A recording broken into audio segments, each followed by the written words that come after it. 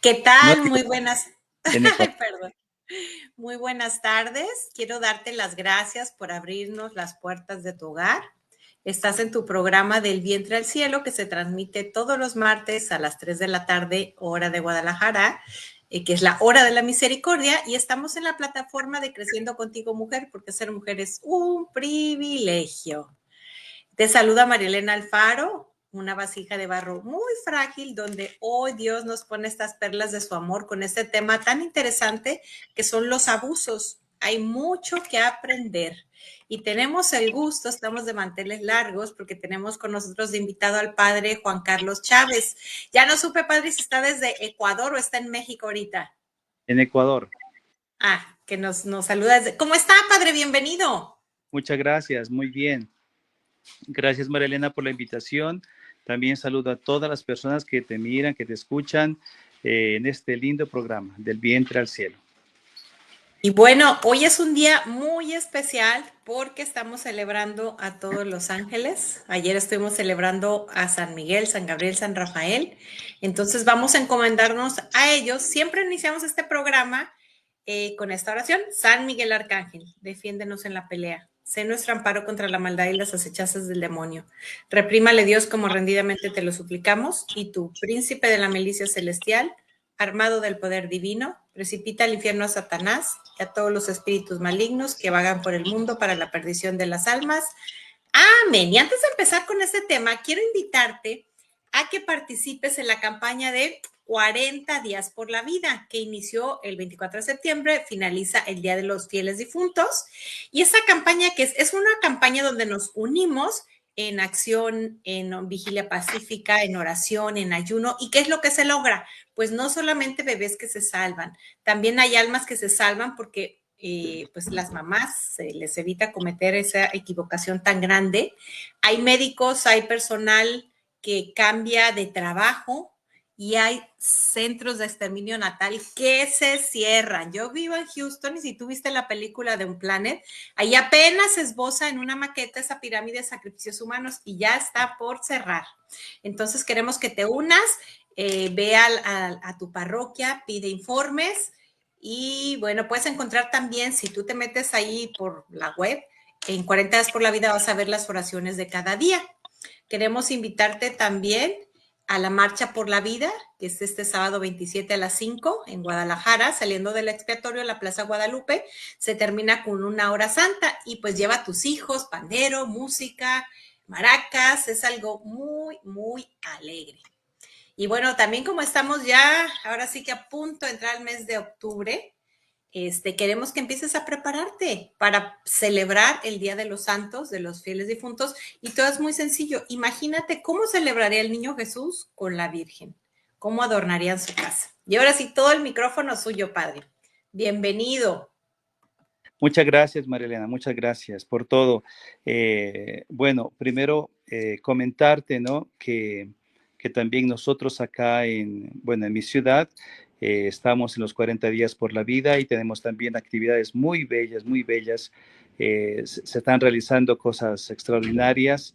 Va a haber una marcha también el 1 de noviembre, que es la clausura, ¿no? Entre Colombia y Ecuador, porque somos frontera y vamos a ir en marcha hacia el Santuario Nacional de Colombia, que es el más hermoso, dicen, de todo el mundo, pero de las Santuario de las Lajas. Pero bueno, Sí. entonces son actividades que estamos realizando y yo quisiera, en primer lugar, primero felicitar a ti y a tu programa porque y a todas las personas que colaboran contigo, sobre todo en este tema tan delicado sobre el abuso sexual, ¿no? Es uno de los temas que para muchos es tabú, ¿no? Para muchos no quieren tocarlo, no quieren saber nada de eso, eh, sobre todo cuando se trata de que un sacerdote hable sobre esto, ¿no?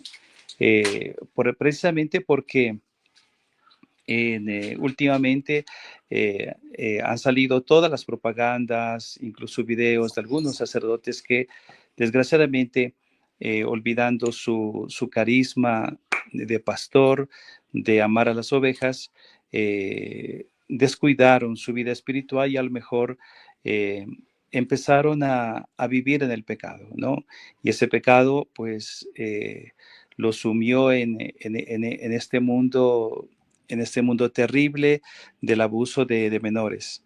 Esto es algo muy lamentable. Hay unas directrices desde el Vaticano que el Papa Benedicto ya empezó y el Papa Francisco lo completó. Hay unas directrices muy claras en cada diócesis. Se están realizando las comisiones sobre el abuso sexual.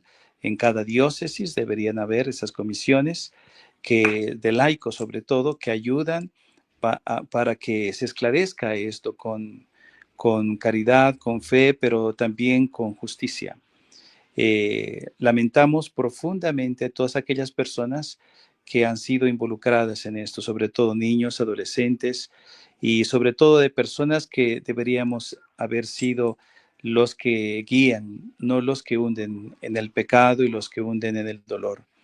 Pero también sabemos que un gran porcentaje, el mayor de todos, los abusos se realizan en las casas, en las familias, ¿no? Con los mismos familiares, que muchas veces se les confía a ellos, a sus hijos, se les confía a ellos a las personas más queridas y después entra el mal en el corazón humano y todo puede pasar. Entonces, hemos estado ya más de 15 años haciendo este ejercicio de amor, de escuchar a tantas personas, cientos de personas, y muchas de ellas, como tú decías, muchas de ellas han venido con este mal, con esta situación que se han sentido terriblemente aquejadas, no solamente por la vergüenza, sino sobre todo creyendo que también ellas han tenido la culpa, ¿no? Una culpabilidad y luego también un silencio que lejos de, a lo mejor, de solucionar, pues ha empeorado el problema. Sí. Un silencio que hay que romper, padre, y eso estamos haciendo de alguna forma el día de hoy. Así es, Ahorita, un silencio. Sí. usted que mencionaba las cifras, lamentablemente borré la información que tenía aquí, la estaba buscando, porque yo me puse a buscar cifras y la cuarta parte era el padrastro, el papá, otro porcentaje así, el tío, y no, en todo lo que yo encontré no aparecían los sacerdotes, porque a veces salen estos casos y entonces ya sacerdote significa abusador. Que los hay, claro que los hay, pero su porcentaje, hasta donde yo en lo que estuve buscando, es menor al 1%. Eso también tiene que ser muy claro. Y también yo, otro tema que siempre digo, no vamos a defender esa acción, es una acción muy reprobable. Sin embargo, hay que comprender que todos estamos hechos del mismo barro y que algunos sacerdotes pues cojearán un poco con el tema de la lujuria, otros con el de la avaricia, otros con el de la mentira, como todo ser humano. Y yo me imagino que todos están trabajando, pero pues algunos se dan una resbalada muy fea en diferentes temas. Y yo creo que por eso también la importancia que nosotros lo sostengamos con nuestras oraciones. Pero no le quiero quitar el tiempo, padre. Todo suyo el micrófono. Yo quisiera preguntarle, obviamente que usted no nos va a platicar ¿cómo se llama? El sigilo de la confesión es sagrado, pero yo creo que usted ha aprendido mucho escuchando. Sí, sí. Mira, una de las cosas que para mí ha sido muy fundamental ha sido el testimonio del Papa Benedicto cuando él, durante la estancia en el Vaticano, después de que hizo su renuncia y estuvo ahí en el Vaticano, escribió una carta, escribió algo sobre todo lo que significan los abusos y de dónde venía esto. Y una de las cosas que me quedó en mi mente, en mi corazón, dice que el abuso sexual en el clero, porque él se refería más, ¿no?, en el clero, es porque hemos olvidado a Dios, ¿no? Parece tan sencillo, pero es muy serio, muy complicado también al mismo tiempo. Y alguien puede preguntar, ¿cómo un sacerdote puede olvidar a Dios, no? siendo que está consagrado a Dios. Porque sabemos que estar consagrado a Dios es un hecho, está marcado en nuestro cuerpo, en nuestra alma, ¿no? Pero tiene que haber esa coherencia, tiene que haber ese esfuerzo nuestro para que Dios pueda llegar a reinar realmente en el corazón y en la mente del sacerdote, del seminarista, ¿no? De la persona consagrada. Y entonces una presentación, una falta de una experiencia personal con Jesucristo, nuestro Salvador, nuestro Redentor, el Maestro de todos. Esa es una de las bases por las que tal vez se puede pensar que ha sido una puerta abierta para que entre toda clase de males, y especialmente esta, ¿no? También sabemos que es una lucha espiritual y que también sabemos que Satanás está detrás de esto y élites terribles, ¿no? Que quieren hundir la iglesia, que infiltran personas también, ¿no? Con mal. Todo esto hay, todo esto hay, todo esto existe, ¿no? Pero sabemos que una buena formación sacerdotal, sobre todo en la virtud, ¿no? En la virtud, sobre todo en el deseo de santidad, en la conversión permanente, ¿no? Porque sabemos que la conversión no es un momento, no es un rato de retiro, no es un rato de encuentro, de una convivencia que son fundamentales, ¿no? Que marcan posiblemente la vida, sino que la conversión es permanente y la conversión se la va alimentando con la oración, con el ayuno, con la penitencia, con el diálogo intraeclesial, con la humildad de tener un director espiritual, con el deseo de que las cosas que yo voy haciendo en mi vida sacerdotal, en la parroquia, en el colegio, etcétera, donde el Señor me haya puesto, se vayan haciendo todas de acuerdo a la voluntad de Dios. O sea, una falta de espiritualidad profunda, eso ha marcado a tantas y tantas personas. Tantas vidas sacerdotales se han echado a perder porque no se ha desarrollado un amor a la virtud, un deseo de santidad profundo, una conversión permanente. Entonces, por ahí entra ya el mal. Y como decías tú, pues cada uno tiene una pata coja y por allí, ¿no? El demonio sabe por dónde cojeamos, no sabe nuestro nombre, pero sabe dónde cojeamos, ¿no? En cambio, Jesús sabe nuestro nombre, sabe dónde cojeamos y sabe cuál es la salvación. Y por eso pienso que, que la falta de humildad en reconocer a tiempo, ¿no? Algo que se necesita corregir y la falta de seriedad de parte de quienes están al frente de los seminarios, de las casas religiosas, ¿no? Porque estamos rigiendo la iglesia, el campo de Jesucristo. Están dependiendo de nosotros miles de vidas, no solamente en la vida humana, sino la salvación eterna. O sea, esta falta de perspectiva escatológica, decía el Papa Benedicto, ¿no? Esta falta de perspectiva escatológica, que es falta de espiritualidad en el fondo, ¿no? Una espiritualidad cristiana que no se ha vivido. Esta falta de perspectiva escatológica es la que nos hunde tal vez en un activismo o simplemente en una vida vacía, una vida aburrida, una vida que no convence a nadie, una vida que a lo mejor simplemente busca, como me decía un padre en mi dirección espiritual, ¿no? Decía, muchos, si no tienen vida espiritual, si no hay oración, entonces es rutina y negocio, ¿no? Pero dentro de la rutina y negocio, dentro de esa rutina y negocio entra el pecado. Cualquier pecado, cualquiera. Cualquier debilidad ya viene a partir de esto. Y San Juan de la Cruz en el 1570 ya escribía en una carta que el que no lleva un ritmo de oración, de Eucaristía diaria, de confesión frecuente, de penitencia, de ayuno, por lo menos semanal o por lo menos mensual, de humildad, de caridad hacia el prójimo. Quien no lleva eso, dice, todo es martillar y poco más que nada, muchas veces nada y a veces daño, ¿no? Todo es martillar y poco más que, es decir, todo es apariencia, ¿no?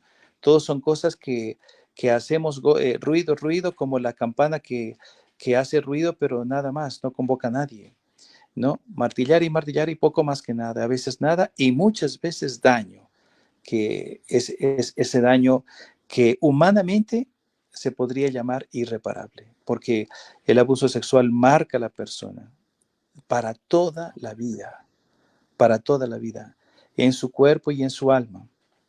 Lo que se va tratando de hacer es que se va rectificando, orientando el alma, pero muchas veces el cuerpo también sufre estas secuelas de este abuso, secuelas de este pecado, que, que solamente a la misericordia de Dios puede ayudar a unificar, ¿no?, esta sanación corporal y espiritual.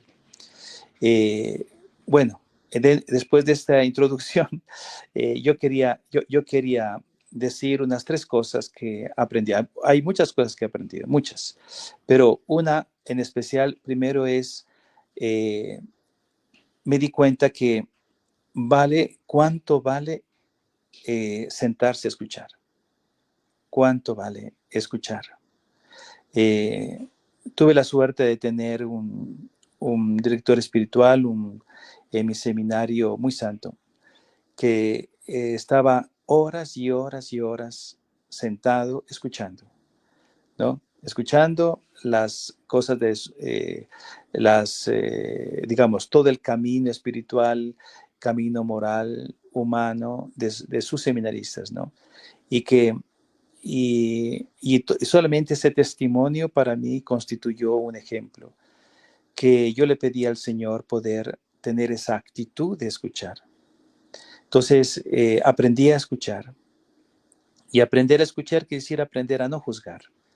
Las, Exactamente, padre. Sí, en eso estaba yo pensando, porque a las, veces podemos caer en eso. sí, sí, las palabras de Jesús, ¿no? Las palabras de Jesús, en todo después San Mateo y San Lucas lo recoge, también San Marcos, ¿no? De alguna manera, pero Mateo y Lucas es bien claro, después del capítulo 5 y capítulo 6 de San Lucas, de las bienaventuranzas, de los consejos que da, dice, no juzguen y no serán juzgados. No juzguen y no serán juzgados. Es decir, no juzguen a los demás y no serán juzgados por Dios, ¿no? Y porque te fijas en la pajita que tiene tu hermano y no te fijas en la mota que tienes en el tuyo, ¿no? Escuchar es saber no juzgar. Y, y alguien me puede decir, padre, ¿y las personas sienten cuando no son juzgadas? No solamente sienten, lo expresan, lo expresan. Sana. Lo expresan, o sea, y especialmente las personas que han vivido el abuso, que han vivido, por ejemplo, un aborto, cuando se encuentran con un sacerdote que mira con los ojos de Cristo, que escucha sin juzgar, sin establecer parámetros, sino simplemente ser los oídos de Jesús, los oídos de la Virgen María.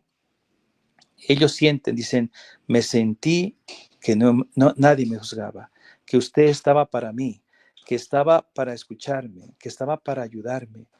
Y después no mire en su rostro ningún efecto de ira o de asombro o nada, sino una impasibilidad ante un grave pecado que le hicieron cometer a esa persona, ante un gran abuso que sufrió esta persona en su cuerpo y en su alma, ¿no? Y sin embargo, lloró conmigo. Y yo creo que esa me parece que es la situación más interesante de una persona que escucha, ¿no? Yo estaba viendo una presentación sobre todo, a ver si me acuerdo de este cardenal, ¿no? De este cardenal, que decía que para los cristianos, más que la empatía, es la caridad y la compasión. O sea, porque psicológicamente, ¿no? Psicológicamente se habla, dice, hay que empatizar. Y está muy bien. La empatía es muy buena, es mucho más, hay la simpatía y la empatía, ¿no? Pero más perfecta es la compasión cristiana. Porque no solamente es ponerte en los zapatos, sino es sufrir contigo. Es que esta herida que te aqueja a ti, el Señor te la hace sentir como propia, como propia. Tienes que sufrir con ella para que puedas también pedir misericordia para ti, para esa persona que escuchó y sobre todo para la persona que ha hecho esto, ¿no? Ujú.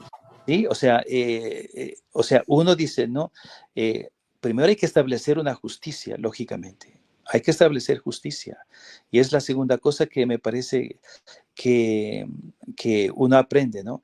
Que, que ahí todos necesitamos un momento de revisión de nuestra vida, pero cuando se ha taladrado, se ha bloqueado, se ha apedreado la justicia, hay que restablecerla, ¿no? Y hay que restablecerla en la persona, en la persona.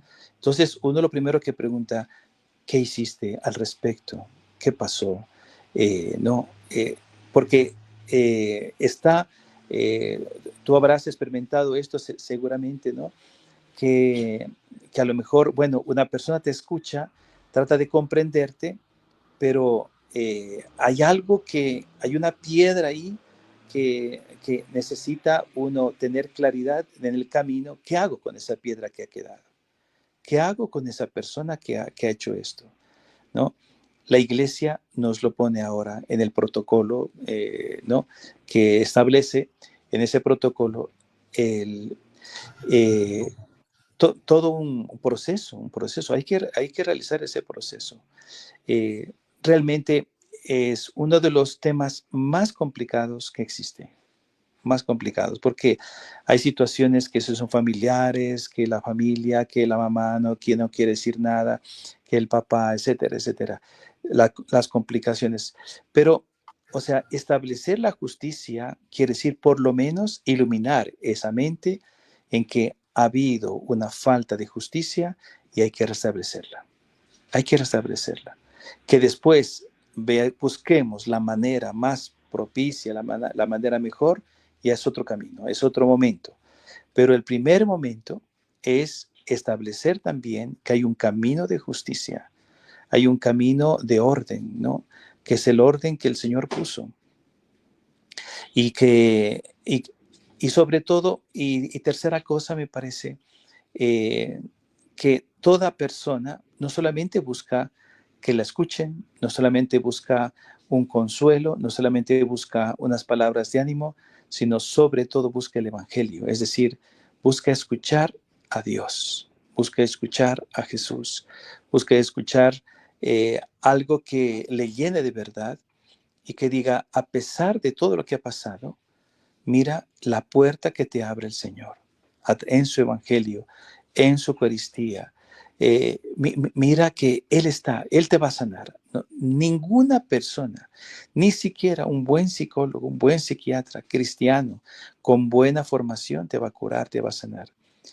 La sanación de la herida del abuso, no es una herida simplemente física o emocional puramente, que lo es, ¿no?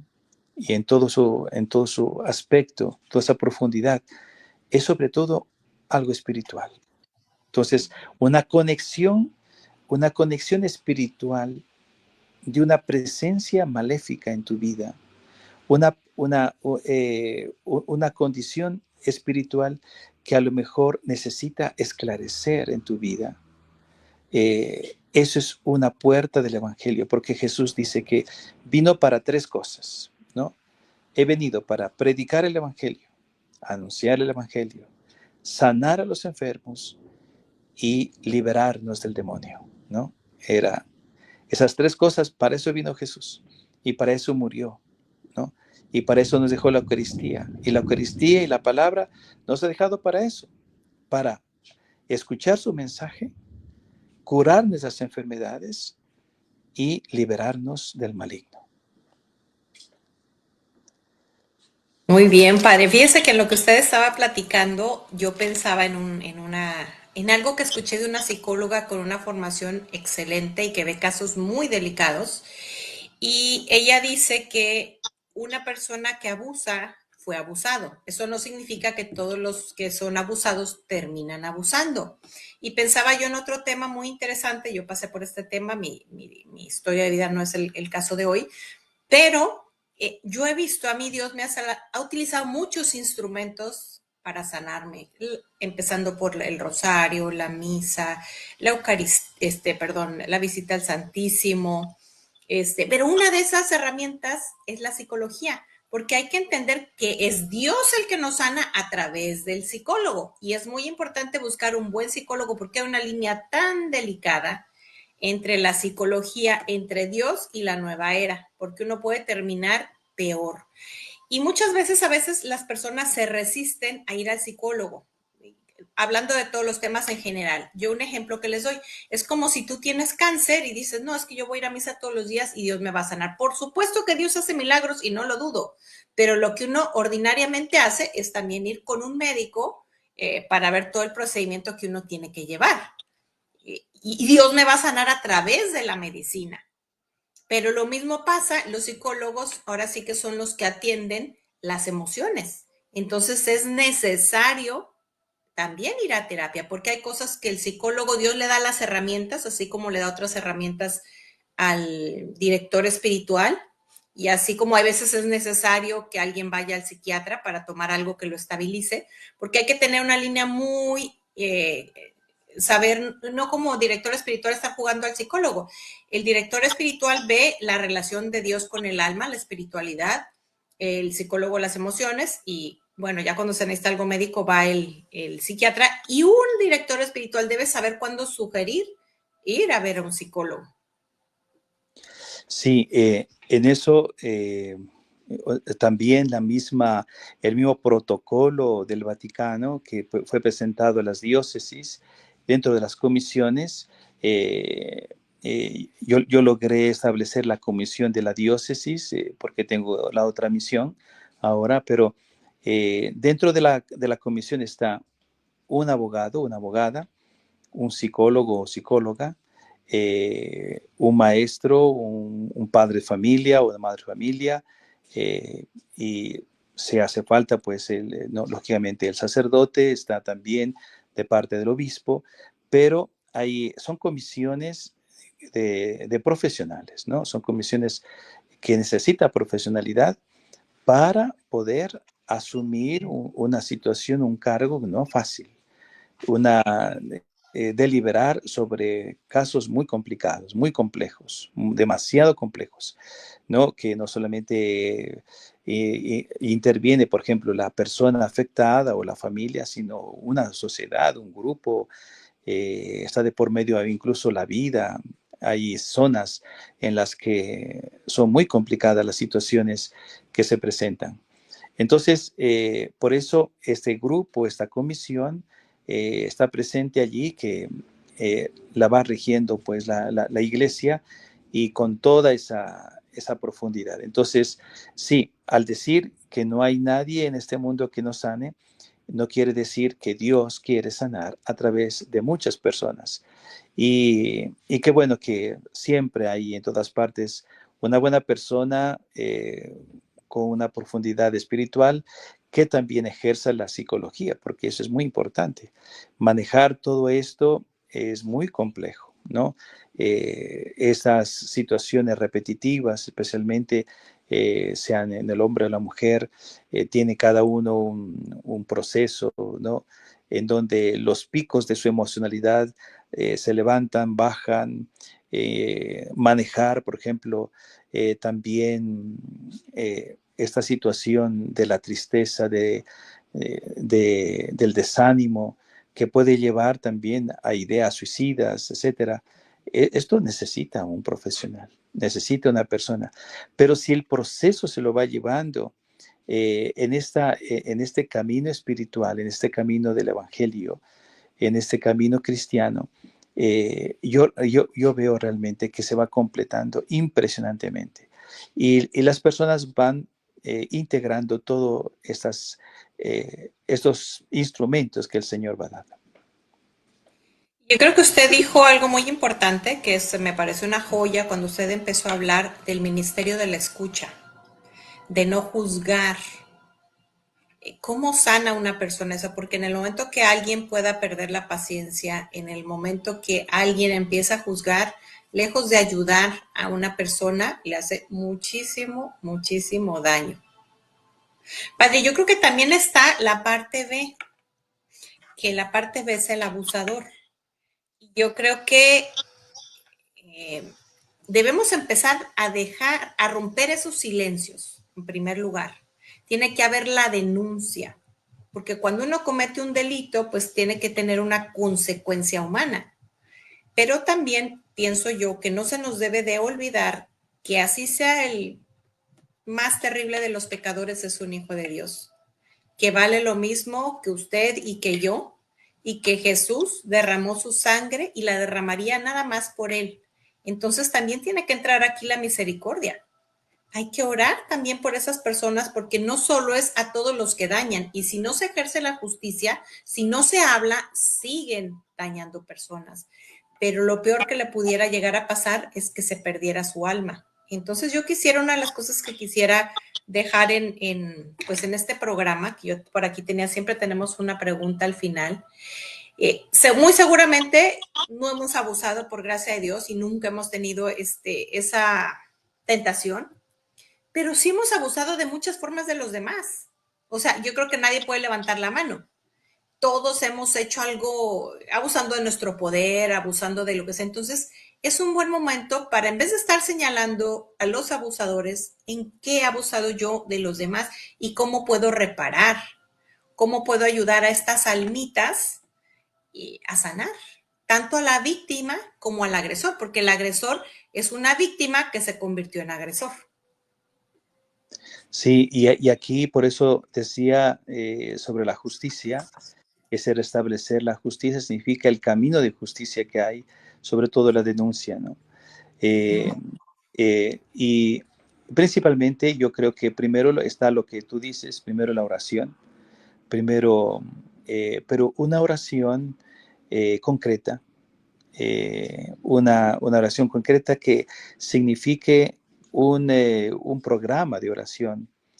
Y por ahí va a empezar, tal vez a la persona en primer plano no se puede hablar, pero sí ahí puede empezar a abrir puertas al perdón, ¿no? O sea, porque a la persona que ha abusado, a la persona que ha transgredido esta ley y que ha sido realmente una piedra de escándalo para la persona que ha abusado, eh, digamos así, el mayor bien que le podemos hacer es el perdón, ¿no? El perdón, porque pero ese perdón, claro, en un mundo, ahorita sí, por ejemplo, si hubiera un grupo de personas, etcétera, pero ¿cómo va a haber perdón a tal persona? Sí, sí, o sea, eh,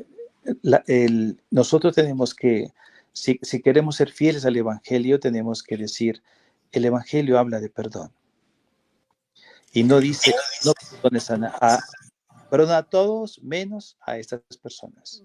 Perdona a todo menos, ¿no? O sea, lo que hicieron con Cristo es terrible, ¿no? Es una cosa impresionante, ¿no?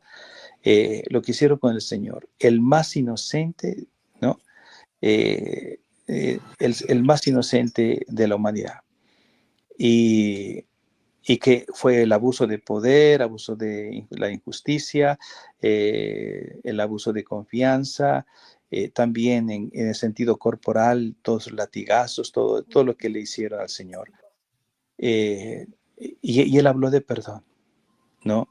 Yo creo que el perdón puede abrir la puerta a ese abusador, a esa persona ¿no?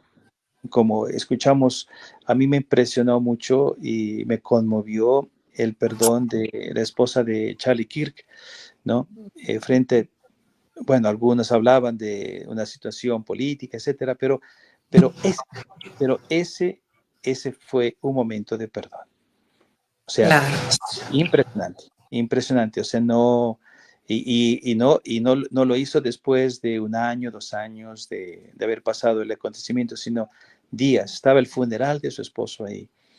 Eh, yo pienso que hay que ir ayudándonos todos nosotros a mirar a la otra persona con otros ojos también, ¿no? O sea, las iras que nos produce, la tristeza que nos produce, a veces son personas muy conocidas, a veces son personas que no sabemos qué pasó en su mente, o sea, eh, todo ese asombro que nos produce, pues debería como concretizarse en un programa de acción por esa persona y de perdón, que poco a poco le irá teniendo la persona, poco a poco tendrá la persona le gusta. Padre, yo creo que a todos nos encanta la parábola de la oveja perdida, pero cuando esa ovejita ya es alguien que me lastimó, es así, ya no la quiero dentro del redil, es así que se vaya afuera. Fíjese que yo quiero invitar a todas nuestras radioescuchas a que busquen en las redes, van a encontrar, es una psicóloga maravillosa que se llama Sandra Ortiz, ella tuvo un encuentro de vida después de la vida con nuestro Señor, ella fue abusada y la manda a nuestro Señor a pedirle perdón al abusador. Y dice que ella sí dejó pasar, dejó pasar, dejó pasar. Y un año después, creo que cuando se cumplía, nuestro Señor le recuerda. Pero le dice, sabes que esto es muy duro, ayúdame. Entonces él facilita ahí una reunión, pues era mi familiar, ella no dice obviamente quién es. Y bueno, ya hace ese acto pues uno debe pedir perdón por juzgar. Y dice que nuestro Señor luego le explica, o no sé si antes le explicó, que si ella no le hubiera pedido perdón a él, él no se arrepiente. Y si él no se arrepiente, su alma se puede perder. Entonces, si lo que más le duele a Jesús es que un alma se pierda, yo debo de preocuparme también por esa ovejita que tanto me lastimó. Padre, se nos está acabando el tiempo. No sé si quisiera cerrar con alguna idea, sin antes darle las gracias por su tiempo. No, simplemente profundizar en la misericordia de Dios, ¿no? Profundizar en esa misericordia que no tiene límite, no tiene límite. Y esa misericordia es la que ayudará al abusado a salir, a sanar. Y es la que tendría que ayudar y ayudará seguramente al abusador a pedir perdón. Y si yo no perdono, pues no voy a entrar al cielo y no voy a sanar. Así es que también me conviene. Así Entonces, es. pues queremos invitarte también al perdón, a que descubras en tu corazón quién es ese enemigo, si es que todavía tienes alguno, para que empieces el día de hoy a orar por esa ovejita. Y no sé si nos pudiera hacer favor, Padre, de cerrar con una oración. Muy bien, claro. Vamos a pedirle a la Santísima Virgen, la Madre de la Misericordia, que nos cobije a todos, ¿no? Que cobije a todas las almas que se arrepienten, a todas las almas que están perdidas. Dios te salve María, llena eres de gracia, Señor es contigo, bendita eres entre todas las mujeres y bendito es el fruto de tu vientre Jesús. Santa Santa María, Madre de Madre de Dios. Dios, ruega por nosotros pecadores, ahora y en la hora de nuestra muerte. Amén. Que la bendición de Dios Todopoderoso, el Padre, el Hijo y el Espíritu Santo descienda sobre ustedes y permanezca para siempre. Amén. Muchísimas gracias, Padre. Nos vemos la próxima semana. Escríbanos en sus comentarios si quisieran otro tema con el Padre, alguna duda que tengan. Con mucho gusto lo volvemos a invitar. Gracias a todos. Gracias.